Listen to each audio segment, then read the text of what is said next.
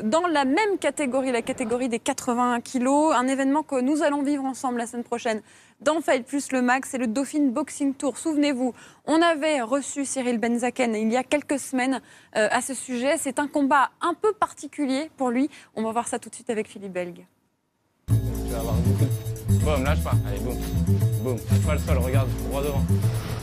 Il est à la fois boxeur, organisateur, étudiant et mannequin. Les journées de Cyril Benzaken sont donc bien remplies avant le 27 novembre, la date de son prochain combat. Et c'est l'amphithéâtre de la faculté de Dauphine qui accueillera pour une fois non pas des étudiants, mais des spectateurs autour d'un ring de boxe. Boxeur érudit et atypique, nous avons essayé de suivre le rythme. Cyril est un homme pressé et en attendant le combat, c'est la course.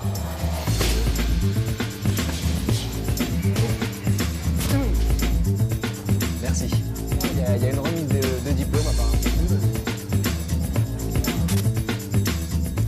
Ah oui, au fait, on avait oublié le kiné, les séances photo. Bref, il faut un gros moteur, entre guillemets, pour faire tourner cette belle mécanique.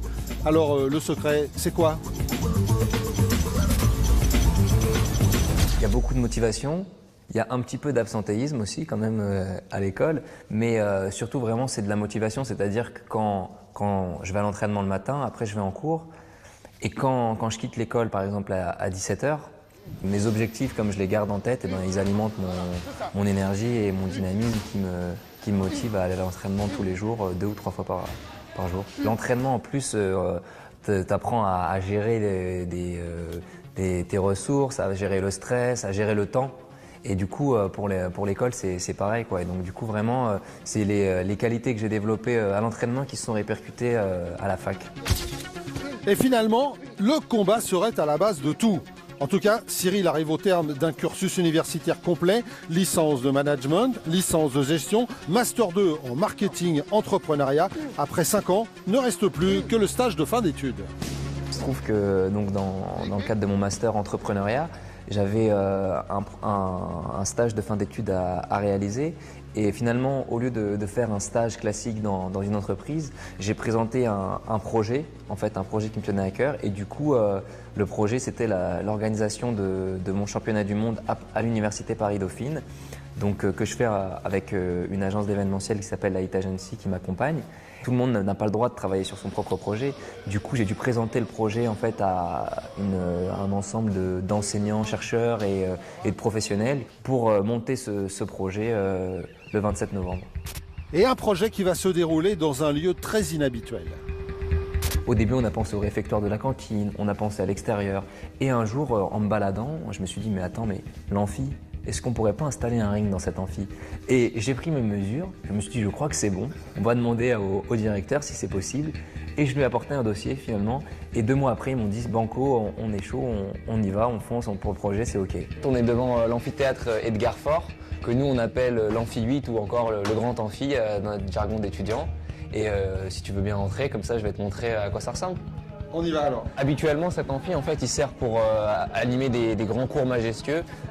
Magistraux? Des cours magistraux, ouais, excuse-moi. Moi, j'ai eu plein de cours de contrôle de gestion, etc. ou d'autres. Mais je vais te montrer un truc un peu plus marrant, si tu veux bien. Oui.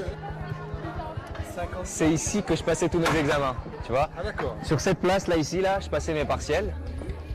Et dans une semaine, ici, je disputerai un championnat du monde de kickboxing en K1 Rules.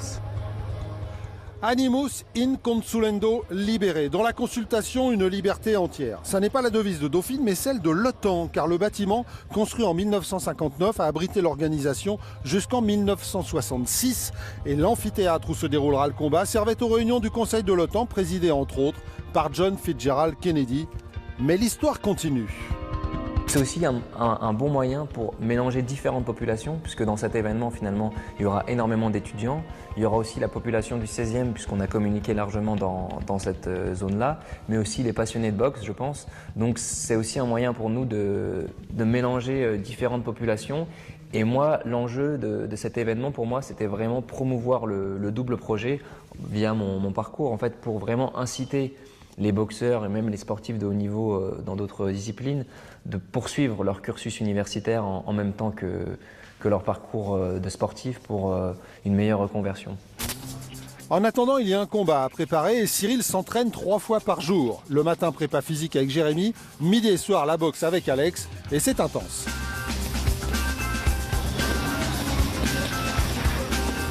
C'est comme à la salle, comme d'habitude.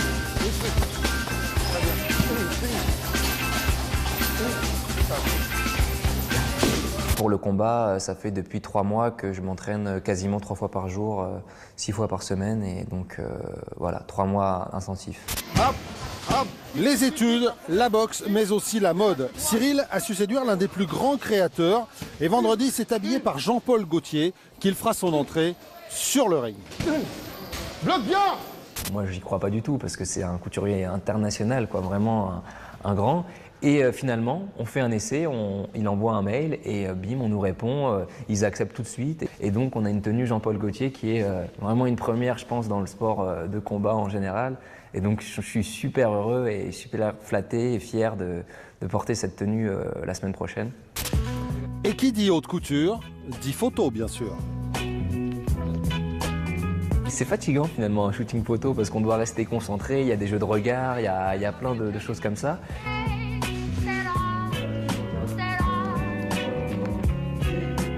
À chaque fois que j'ai voulu aller dans un domaine, j'ai voulu aller à fond. Vous savez, j'ai voulu faire les études. Quand j'ai eu mon bac, j'ai pas été pris à Dauphine immédiatement.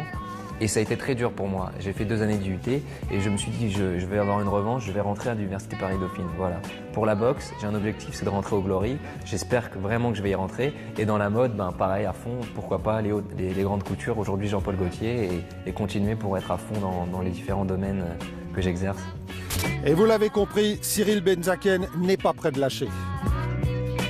Merci Cyril. Merci Philippe. Cyril Benzaken qui affrontera Bois Mortet qu'on a vu la semaine dernière dans le circuit en fusion.